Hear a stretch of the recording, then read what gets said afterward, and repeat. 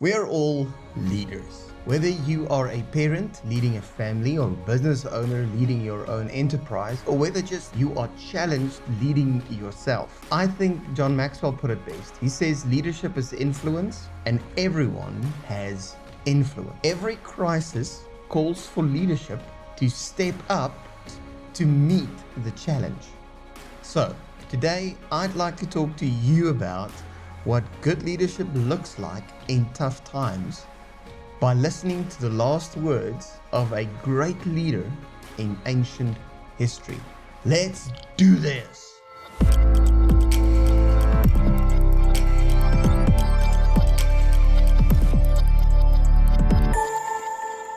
Yes, you guessed it right. We're going to look at David's life. Now, David is a remarkable leader by any standard. He's a man coming from a humble background. The most unlikely guy to be chosen king becomes the king that would unite God's nation and would ultimately be called a man after God's own heart. And today, I want us to look at his last words. So let's read them. When one rules over people in righteousness, when he rules in the fear of God, he is like the light of morning at sunrise on a cloudless morning, like the brightness of the rain that brings grass from the earth. In these few words, David is busy describing what a good leader looks like.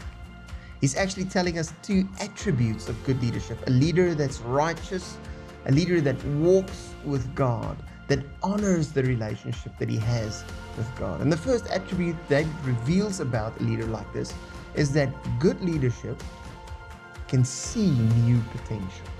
Or to put it in his words, they are like the sunrise early morning on a cloudless day. Now, I don't know about you, but I love watching the sunrise. There's just something magical about it. Looking at a new day filled with new opportunities being announced to the world, saying, wake up guys, there is new opportunities waiting for you. David is saying a good leader is like that.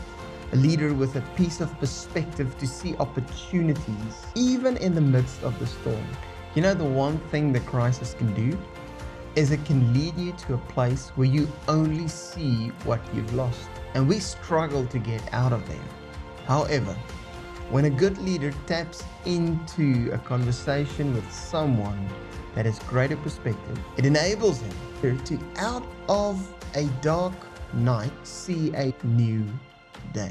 So why not spend some time with God in prayer, asking Him what opportunities there are around you that you might be missing right now.